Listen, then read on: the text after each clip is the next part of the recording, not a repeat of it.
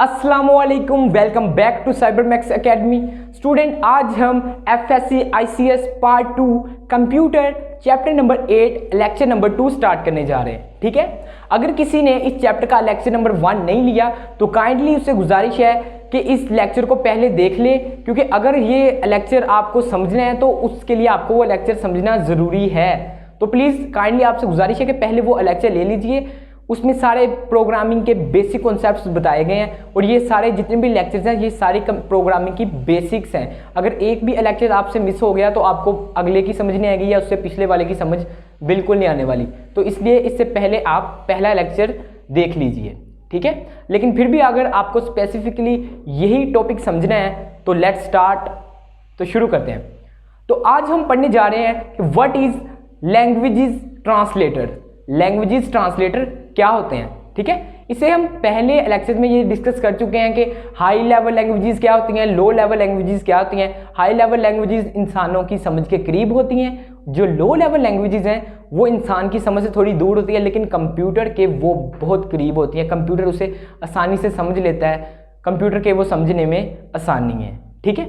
अब देखें, इंसान को कंप्यूटर को समझाना और कंप्यूटर की बात को इंसान के लिए समझना मुश्किल है। तो उसके लिए कोई ऐसी चीज़ चाहिए जो इस लैंग्वेजेस को भी जानती हो और जो कंप्यूटर बताना चाह रहा है उसको भी जानती हो, ताकि ये जो बात कह रहा है वो उसको इंसान की लैंग्वेजेस में कन्वर्ट करके समझा दे और ये जो बात कह रहा है वो कंप्यूटर की लैंग्वेजेस में समझा दे, ठीक है। तो वो चीज़ होती है लैंग्वेजेस ट्रांसलेटर, ठीक है। मिसाल के तौर पर एक बंदा है, मैंने पहले भी पिछले लेक्चर में मिसाल दी थी, वो बाहर के मुल्क से आया है, उससे आती है इंग्लिश और आप हैं पाकिस्तान के, आपको आती है उर्दू। और अब आप एक दूसरे को समझ नहीं पा रहे कि वो बात क्या कह रहा है। तो सेंटर में एक आदमी को खड़ा करेंगे हम जो कि उर्दू लैंग्वेजेस भी जानता हो और इंग्लिश लैंग्वेजेस भी जानता हो, ठीक है। जब मैं बात कहूँगा उर्दू में, वो उसको इंग्लिश में कन्वर्ट करके उससे बताएगा कि इसने ये बात कही, और जब वो इंग्लिश में आगे जवाब देगा वो उसको दोबारा उर्दू में कन्वर्ट करके मुझे बताएगा कि उसने ये बात कही, ठीक है। तो कंप्यूटर में भी इसी तरह है। हाई लेवल लैंग्वेजेस इंसान जानते हैं, लो लेवल लैंग्वेज कंप्यूटर जानता है। तो सेंटर में होते हैं लैंग्वेजेस ट्रांसलेटर। लैंग्वेज ट्रांसलेटर ऐसे प्रोग्राम्स होते हैं जो कि हाई लेवल लैंग्वेजेस को लो लेवल लैंग्वेजेस में कन्वर्ट करते हैं। इंसान की बात को कंप्यूटर को समझा देते हैं और कंप्यूटर की बात को इंसान को समझा देते हैं। सिंपल, ठीक है। अब इसकी एक और डेफिनेशन जिसे कहते हैं कि ऐसे प्रोग्राम्स जो सोर्स कोड को ऑब्जेक्ट कोड में ट्रांसफर करते हैं, ठीक है।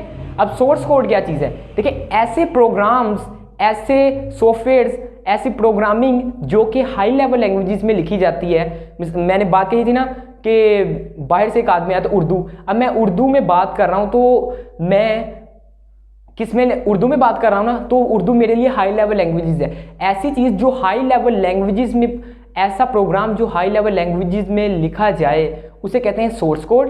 उसके बाद वो ट्रांसलेटर के पास जाता है, ट्रांसलेटर उसे कन्वर्ट कर देता है कंप्यूटर के लिए, और जो कंप्यूटर को समझ आ रहा है ना, प्रोग्राम कन्वर्ट होकर गया है हाई लेवल से लो लेवल में, तो आगे जो गया उसे कहते हैं ऑब्जेक्ट कोड्स, ठीक है। High level languages source code, low level language object code.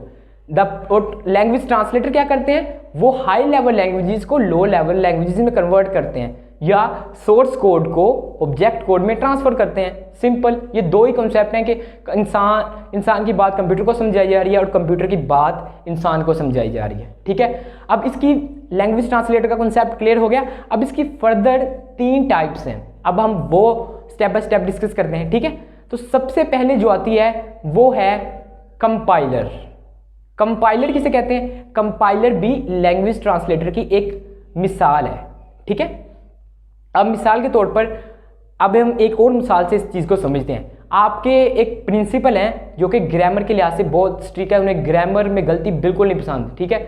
और वो अपना एक असिस्टेंट हायर करते हैं जो कि जब भी उसके पास कोई फाइल आती है तो वो उसकी ग्रामर को अच्छी तरह देख लेता है कि कोई गलती तो नहीं है उसमें।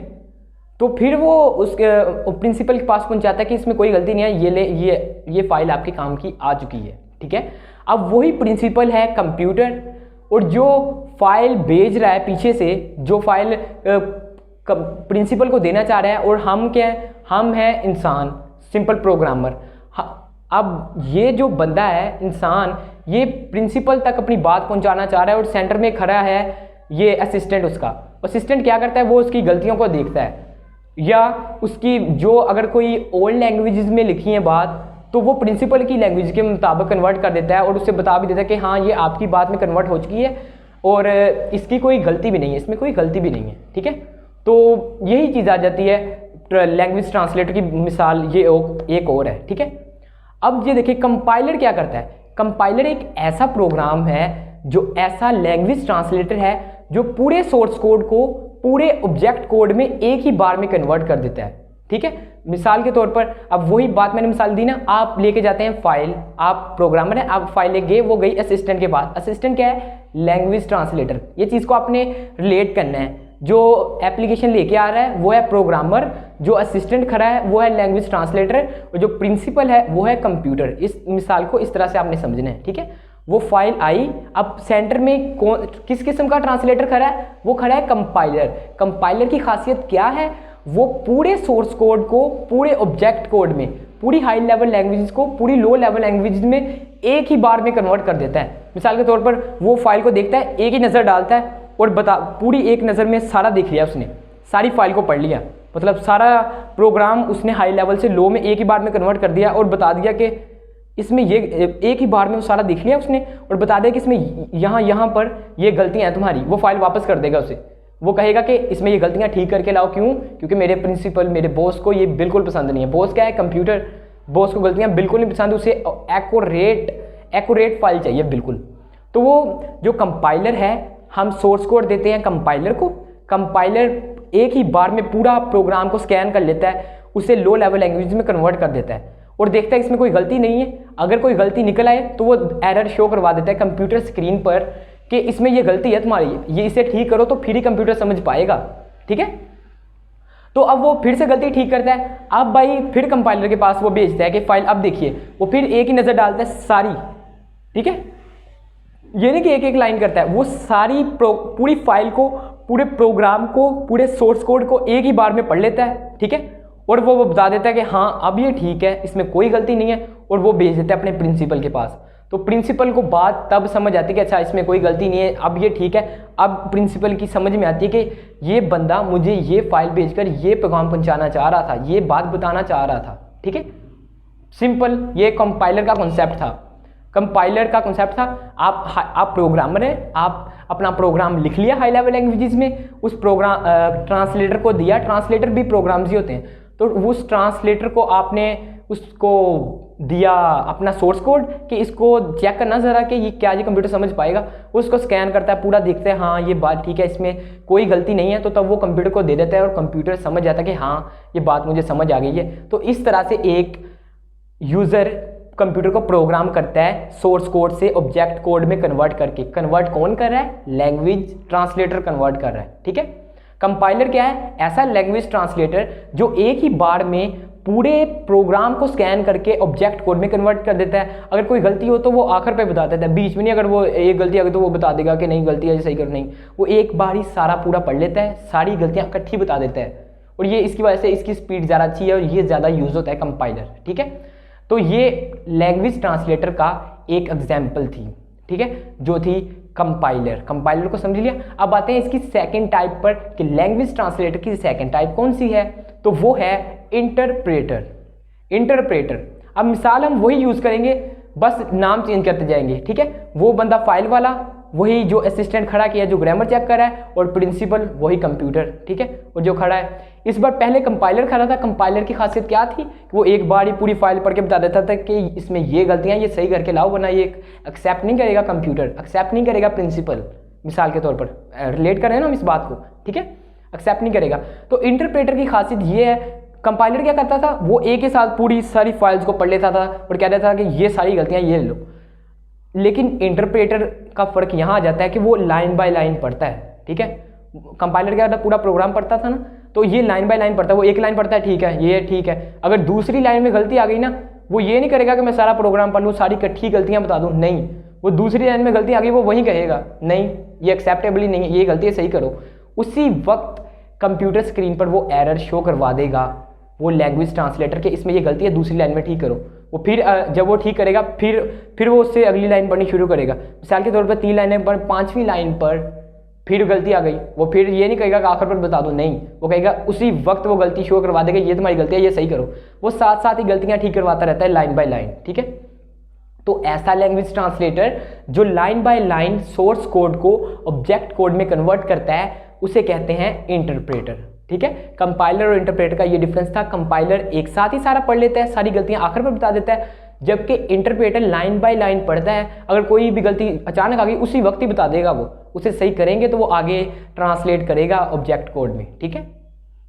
तो ये दो कंसेप्ट क्लियर हो चुके, कंपाइलर, इंटरप्रेटर। अब तीसरा लैंग्वेज ट्रांसलेटर जो होता है वो है असेंबलर। असेंबलर से याद आ रहा है आपने क्या पढ़ा था, लो लेवल लैंग्वेज, उसमें क्या पढ़ी थी, सेकंड टाइप असेंबली लैंग्वेज।